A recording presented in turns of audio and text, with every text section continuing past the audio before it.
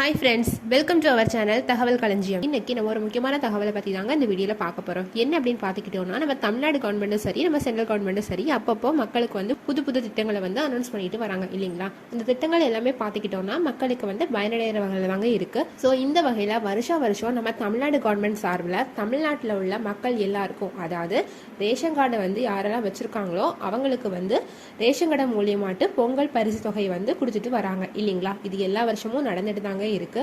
So இந்த வருஷமும் நம்ம கவர்மெண்ட்ல இருந்து அடுத்த வருஷத்துக்கான, அதாவது 2024 பொங்கலுக்கான பரிசு தொகையை வந்து கவர்மெண்ட் வந்து பிளான் பண்ணியிருக்கிறதாட்டு ஒரு தகவல் ஒன்று வெளியாயிருக்குங்க. அதை பற்றின தகவலை தான் இந்த வீடியோவில் நம்ம பார்க்க போகிறோம். வீடியோவை ஸ்கிப் பண்ணாமல் ஃபுல்லாக பாருங்கள். அதுக்கு முன்னாடி இப்போ தான் நீங்கள் எங்கள் சேனலில் உள்ள வீடியோ ஃபஸ்ட் டைம் பார்க்குறீங்கன்னா மறக்காமல் சேனலை சப்ஸ்கிரைப் பண்ணுங்கள். ஸோ பார்த்துக்கிட்டோம்னா நம்ம தமிழ்நாட்டில் வந்து வருஷம் வந்து பொங்கல் பண்டிகை வந்து எல்லாருமே வந்து ரொம்ப சிறப்பாக தாங்க கொண்டாடிட்டு வராங்க. ஸோ அதை இன்னும் சிறப்பாக்குறதுக்காக நம்ம கவர்மெண்ட் சார்பில், அதாவது நம்ம தமிழ்நாடு கவர்மெண்ட் சார்பில் வந்து ரொக்கப்படமாட்ட 1000 ரூபாய் வந்து கொடுத்துட்டு இருந்தாங்க. ஓகேங்களா. ஸோ கொஞ்ச நாளைக்கு முன்னாடியெல்லாம் பார்த்துக்கிட்டோன்னா பொருளாகவே கொடுத்தாங்க. அதாவது பச்சரிசி, சர்க்கரை, கரும்பு அந்த மாதிரி பொருள்லாம் கொடுத்தாங்க. இலவசமாட்டு வேட்டி சேலையுமே வந்து மக்களுக்கு கொடுத்துட்டு வந்தாங்க. ஓகேங்களா. ஸோ இப்போ அடுத்த வருஷம், அதாவது 2024 ஜனவரியில் வரப்போகிற பொங்கலுக்கு 1000 ரூபாய் கிடைக்குமா கிடைக்காதாங்கிற ஏக்கம் வந்து நிறைய மக்கள் மத்தியில் வந்து வர ஆரம்பிச்சிட்டு இல்லைங்களா. ஸோ இதற்கான ப்ராசஸை வந்து நம்ம தமிழ்நாடு கவர்மெண்ட் வந்து யோசிச்சுட்டு இருக்க டைம்ல தான் திடீர்னு இந்த மிக்ஜாம் புயல் பாதிப்பு வந்துச்சு இல்லைங்களா.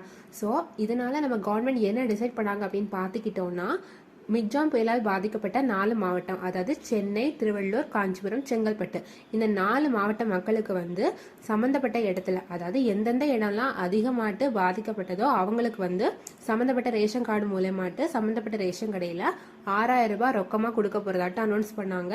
வர 16ஆம் தேதியிலிருந்தே டோக்கன் வந்து கொடுக்க போகிறதாட்டும் சொன்னாங்க. ஓகேங்களா. ஸோ சென்னை எடுத்துக்கிட்டோம்னா இன்னைக்கு மத்தியானத்துல இருந்தே டோக்கன் கொடுக்க ஸ்டார்ட் பண்ண போகிறதாட்டும் அவங்க அனௌன்ஸ் பண்ணியிருக்காங்க. ஸோ டோக்கன் வாங்கினவங்க வந்து 10 நாளைக்குள்ள சம்மந்தப்பட்ட ரேஷன் கடையில் போயிட்டு அவங்களுக்கான அந்த ரொக்க பணத்தை வந்து வாங்கிக்கலாம் அப்படின்ட்டு அவங்க சொல்லியிருக்காங்க. ஓகேங்களா.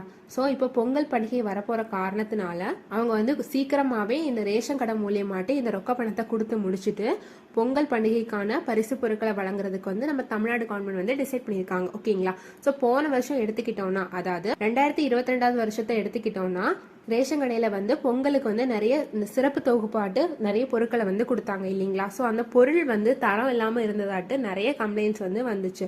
ஸோ அதனால 2023, அதாவது இந்த வருஷம் பொங்கலுக்கு வந்து 1000 ரூபாய் ரொக்க பணம் மாட்டும் கூடவே வந்து கரும்பும் கொடுத்தாங்க. ஓகேங்களா. ஸோ இந்த நிலையில நம்ம தமிழ்நாடு கவர்மெண்ட் வந்து பொங்கலுக்கு வந்து, அதாவது 2024 பொங்கலுக்கு வந்து என்ன டிசைட் பண்ண போறாங்க அப்படின்னு சொல்லிக்கிட்டாங்கன்னா, பரிசு பொருட்கள் இல்லாம பணமாட்டு கொடுக்க போறதாட்டு முடிவு எடுத்திருக்கிறதாட்டு அரசு தரப்பு வட்டாரங்கள் வந்து சொல்லியிருக்காங்க. ஓகேங்களா. ஏன் அப்படின்னு பார்த்தோம்னா, பொங்கல் பரிசு தொகைக்கான பொருளை வந்து இது வரைக்கும் அவங்க வந்து கொள்முதல் பண்ணல. அந்த காரணத்தினால மக்களுக்கு வந்து ரொக்க பணமாவே கொடுக்கலாம் அப்படின்ட்டு அவங்க டிசைட் பண்ணியிருக்கிறதாட்டு சொல்லியிருக்காங்க.